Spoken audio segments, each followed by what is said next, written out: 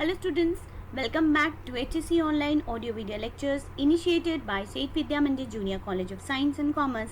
This is Information Technology lecture represented by Mrs. Pramila Adia. Yes students, we were in this chapter e-commerce and e-governance. As I said, last time we have completed with the e-commerce. Today we are starting with the e-governance. So what are the topics we are going to cover today? Yes, the topics are e-governance. What do you mean by e-governance? What is the definition of e-governance? What exactly e-governance means? Advantages of e-governance and types of e-governance. Okay students, let's move ahead.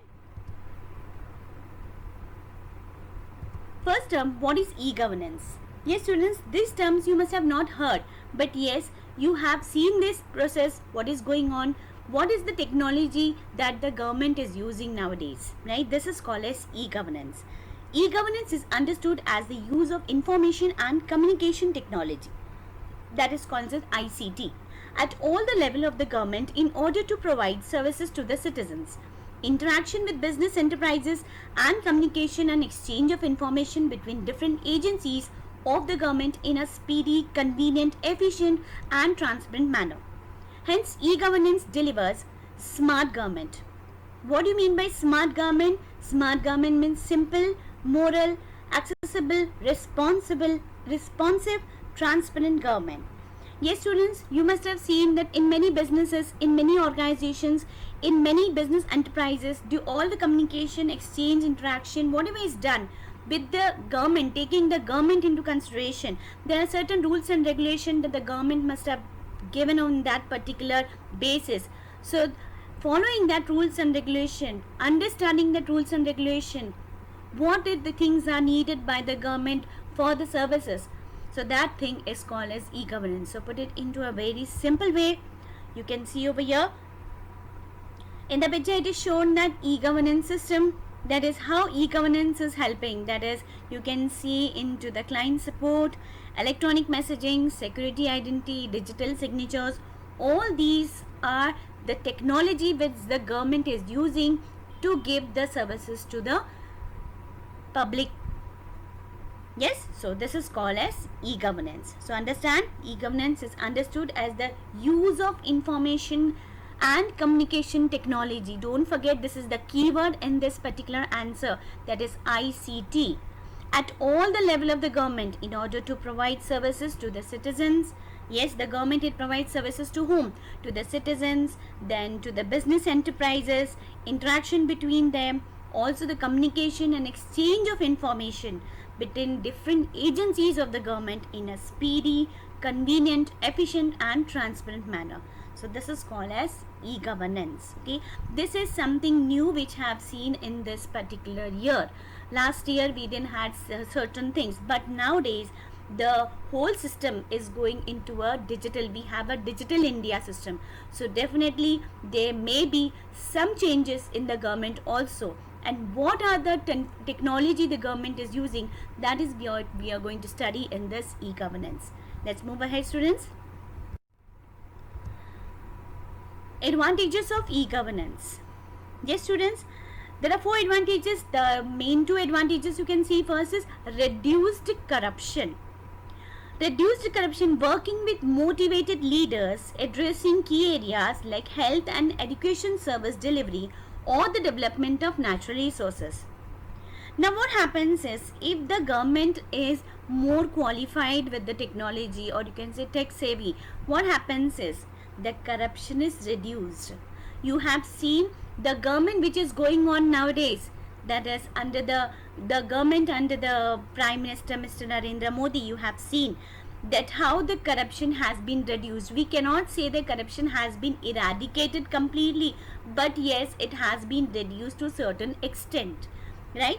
So there are a lot of digital applications, so that the government can understand whether the corruption has been done over here, or what are the papers needed, they have been given or not, what are the things required over here.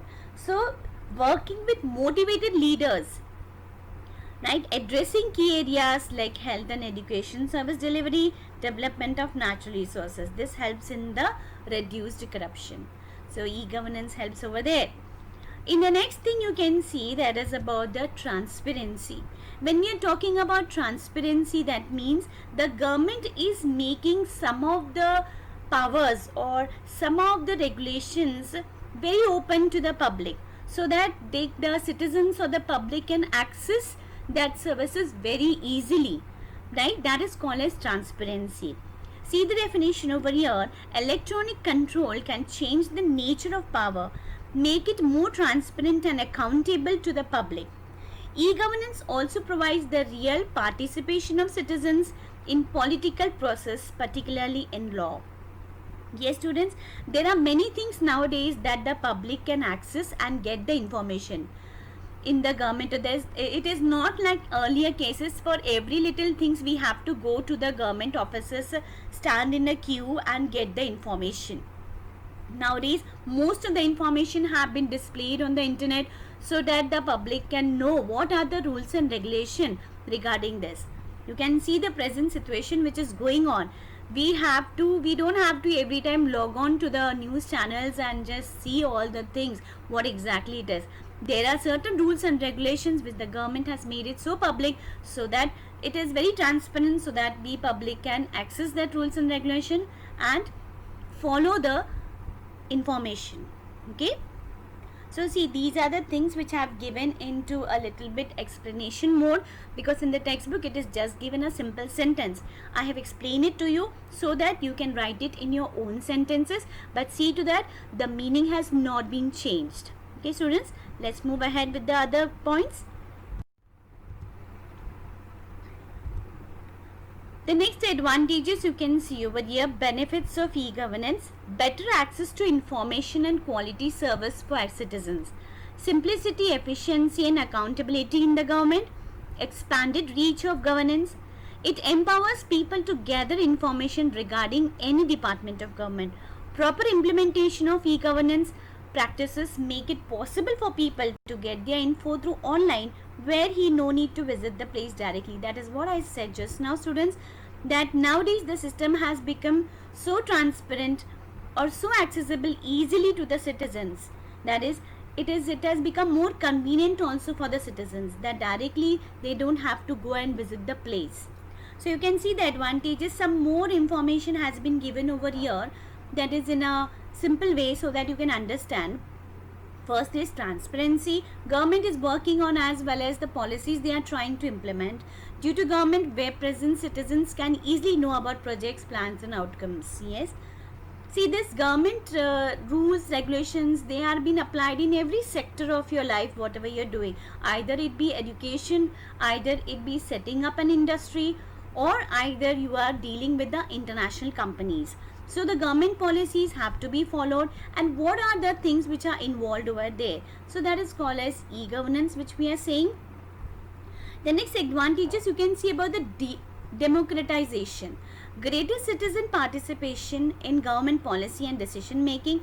Example, through e-voting, blogging, chat rooms, emails, etc. Yes, directly you can chat with the government policies, environment, that is in the officers and all, right? You can directly chat with them, right? You can also go for blogging of that particular things. All these things you can do it. That is called as democratization. Convenience, anywhere, anytime services, reduction in physical contacts, no need to travel to government offices. Speed and efficiency, yes students, this is the main factor you can see. As we always curse the government, that the government is very slow in these things, right? We are not getting the information, all these things we have heard earlier, but now that is not the case. Improved accounting and record keeping through computerization, and information and forms can be easily accessed, updated and modified, resulting greater speed and efficiency. Nowadays we have seen that is a lot of system the government has introduced, that is you have seen in the education sector itself. If you see, that is the online forms, the submission of online forms, filling of online forms and all. So this is a great improvement the government is doing. So government is trying on its own way, that is how to improve with the help of the technology which is going on. So students, this is a very important and very interesting topic. That is, we should know that as we are using the technology, what technology rules or regulations the government is following. That is what is shown in this particular topics. Okay, let's see again.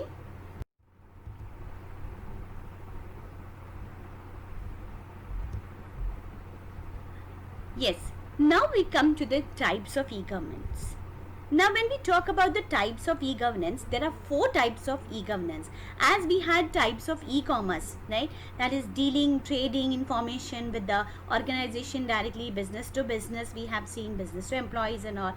Now here, types of e-government transactions. Here you can see the 4 types, right? First is G2C, G2B, G2G and G2E. What is this G2C? Government to customer. That is how the customer is directly dealing with the government, or how the government is directly connected to the customer.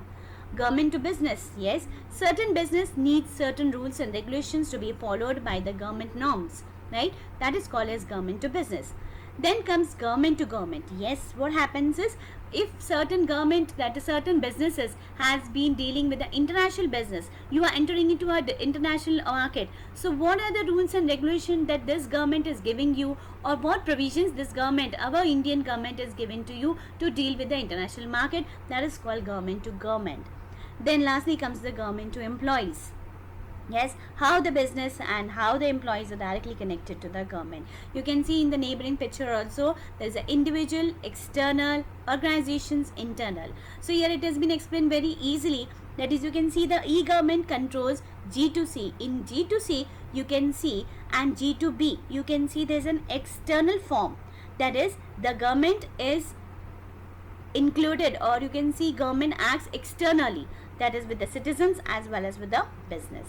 Next comes with the organizations, that is G2G. Yes, in G2G what happens is, the government is totally involved into this particular, that is called as the internal, with the employees and with the government, right? That is what that is called as how the government is included in that. Internally the government works. And when we talk about individuality, citizens and employees, yes, you are a citizen and or also you are an employee. If you are a government employee, what rules and regulation, what norms have been applied to you? And if you are a citizen, then there you know that is advantages. In the advantages point, you see how convenient it has become for a citizen to directly access to the government rules, the norms, right? So these are the types of governance. Let us see one by one in detail what exactly it means. This is the overall picture I have given it to you, so that you can understand that these are the 4 types of e-government transactions. Okay, so one by one let us see.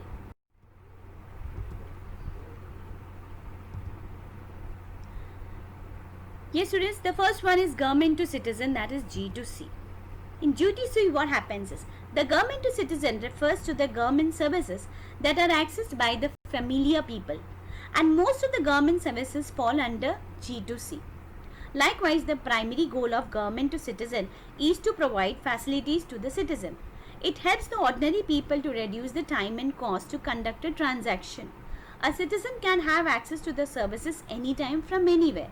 Furthermore, many services like license renewals and paying tax are essential in G2C. Likewise, spending the administrative fee online is also possible due to G2C. The facility of government to citizen enables the ordinary citizen to overcome time limitation. It also focuses on geographic land barriers. Yes students, in G2C governance, what happens in this type of governance? What is that? What is the convenient way the government? Now here in the government to citizen, now as we are a citizen, you just put yourself into this position. If you want certain information from the government, so you don't have to directly go to that particular office. On online also you get all the information. Now as a citizen, what all things you will be needed? What all things you want from the government? For example, the basic needs of the citizen may be, that is online registration of the birth, death, marriage certificates, healthcare, education services, filling of income taxes. Yes students, these are the main things that is you needed with the government. What you deal with the government as a citizen. Now you are a government, you are an Indian citizen. So what are the needs you want? What are the things that you need from the government? You have to fill the forms, right? You have to pay the taxes. If you want any registration and all, there is no need to stand in a line just for a form. Then again go and stand in a line to submit the form. There is no need for that nowadays. Everything goes online over here, right? That is called as government to citizen. See, with the help of example, students, you will understand what exactly have to be written into these things. Government to citizen. This is first type of e-governance. Okay, students, let us move ahead.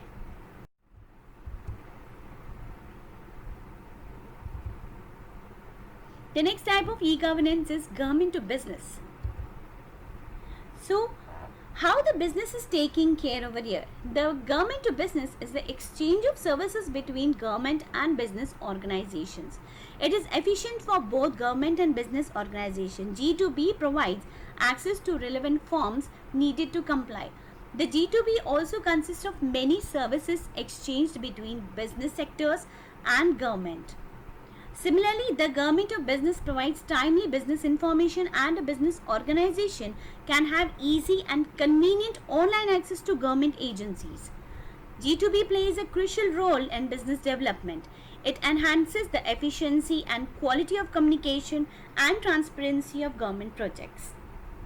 Yes, students, now you all are not doing business, so you all will not understand what exactly it is, but yes, these are certain things which you should know it. That is how the business and government is related to each other. There are many transactions between the government and business. There are many communications between the government and the business. There are many services which are exchanged between the business sectors and the government. So all these things are coming into this particular sector, that is G2B, government to business. G2B plays a crucial role in business development. Yes, students, if you are going according to law, if you are going according to the norms of the government policies, definitely your business will not have any break in that, or it will not be any fear in that. You have seen in many businesses, many of the people, they do a lot of corruption in between, right? They don't pay the taxes, sales tax and all, they don't pay. They take it from the public, but they don't pay it to the government. So all these communications, legal policies, whatever are there, that is have to be followed, or that comes into government to business, that is G2B. Now here you can see G2B's transaction between government and business. It includes dissemination of policies, memos, etc. Government rules and regulations, business information, application forms, renewing licenses, registration, payment of taxes. Yes, certain business needs license also. There are big organizations, they deal with a lot of products, with a lot of services they supply to the public. So they all need license, renewal license and all, payment of taxes, registration, everything have to be needed. Now a basic example I'll give you, that is, if you have a shop, if you're trading with that particular shop, so you need a gumasta license, right? That is also called as into G2B, government to business. That gumasta license, registration of that license and all, everything that comes into G2B, government of business, right? The example, you can see the example of government to business, that business portal of India, business.gov.in. Yes, students, if you go to log on to this particular site, you will see what all business needs, what all papers, what all registration, what all liabilities of this business, what all policies you have to follow in this particular business. So this is called as the second type of e-governance, that is called as G2B business. Let's move ahead to the third type.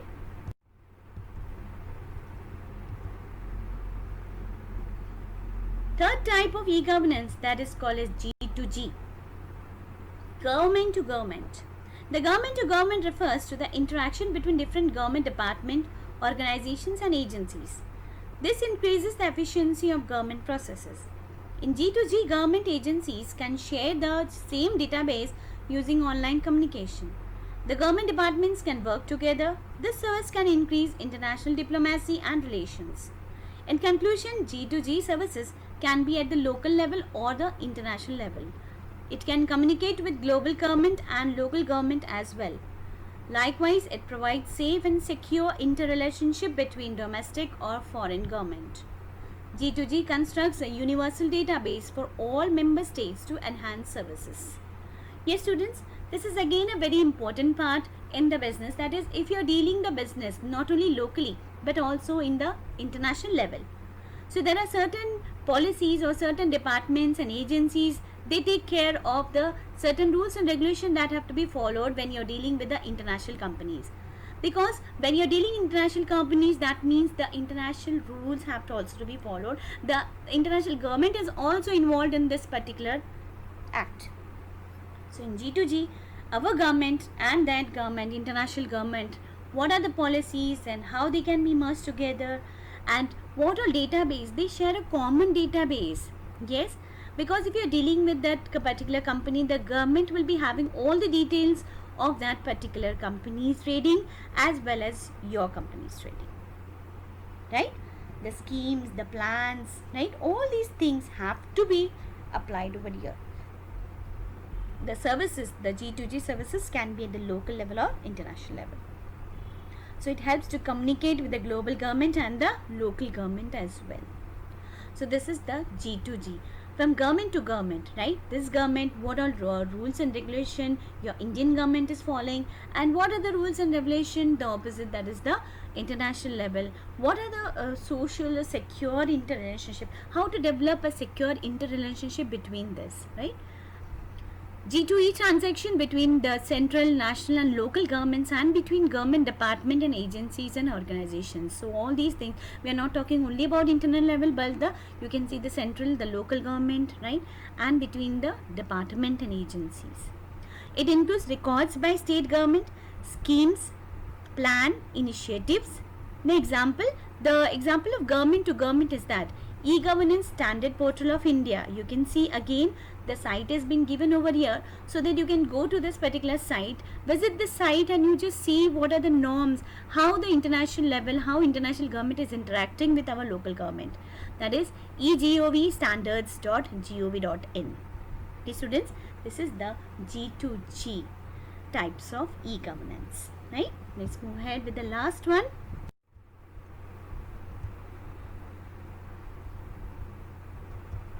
Here we have the last type of e-governance, that is called G2E, government to employee. The government to employee is the internal part of G2G sector. Furthermore, G2E aims to bring employees together and improvise knowledge sharing. Similarly, G2E provides online facilities to the employees, likewise applying for leave, reviewing salary payment record, and checking the balance of holiday. The G2E sector provides human resource training and development. So G2E is also the relationship between employees, government institutions and their management. Yes, students, if you are a government employee, then definitely this particular governance, that is this type G2E, will be very helpful to you, right? Even if you are not a government employee, but yes, you are working into an organization where all the government rules have been applied, right? You must have seen the salary pay commission, right? That particular term you must have been heard from your elders, right? So what is this called as the 6th pay commission, 7th pay commission, what it is exactly? So these are certain norms the government has been applied to the services, to the public industries, that this particular wages or this particular salary has to be paid for this particular category of employees. How you will come to know whether I am getting the real thing what the organization is given? With the help of these sites. That is G2E, government to employee. Now bank holidays are there, so how you will check whether these are the holidays which are there? How will check your salary record? You know, that is PF, Provident Fund. This is also directly related to the government. What are the norms, what are the regulations that as government has decided for that particular category, right? How much that PF should be deducted? What are the taxes to be deducted from my salary, of which is going to the government, right? All these things you can get it with the help of this particular governance, that is the government to employee. For these things, it becomes very easy for us. That is, you go to that, the online facilities are there for the employees. You have to just visit to that particular site and just get the information. There is no need again to stand in a long queues and get the information. So you can see, students, the government to employee. Let us see the points over here. It includes online conference for employee, online training, employee information. Example of government to employee is that e-training for employees. That is egovonline.net. Yes, students, because e-training is very important with the government. Now, as you know, that is from the starting onwards in the e-governance class, I told you that we are going into a digital India, right? We are entering into this digital world. So each and every employee has to be trained as to how to use all these facilities the government has made. That is the major drawback nowadays. We have seen that the government has initiated so many things technically, but there are many things that the employees are not aware of, right? For example, I'll just you get a very high tech phone, right? But what happens if you just give it to a person that who just only know that he makes the use of the phone only to make calls? There are many features on your phone, and how you will come to know if you use it, if you know about that, right? You learn about that, get the information, then only you will come to know how my phone is useful, how my this device is useful for me.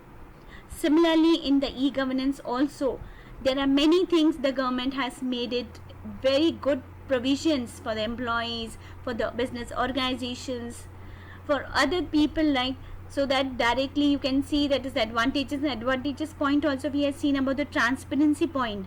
The government has declared or displayed everything on the internet. It is we who have to get into that particular thing, understand that things, learn all this technology, and then use this thing, students.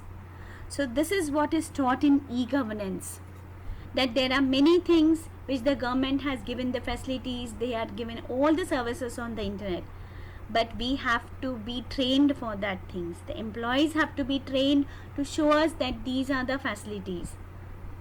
So that is why this online training is also being done into this government to employee. Whether you are an employee of that government organization or any particular organization, you should know the how to access these sites and how to get the benefits of this e-governance. So yeah, students, we have ended with the topic of e-governance. So here we have completed with e-commerce and e-governance. A very short topic about the security is left, that is about digital signatures, that we will cover in the next class. Otherwise, the lecture has been completed and we have completed this topic of e-commerce and e-governance. I hope, students, you are understanding this very well and getting the benefits of this. Okay, students? So let's end today. Thank you very much. Bye-bye.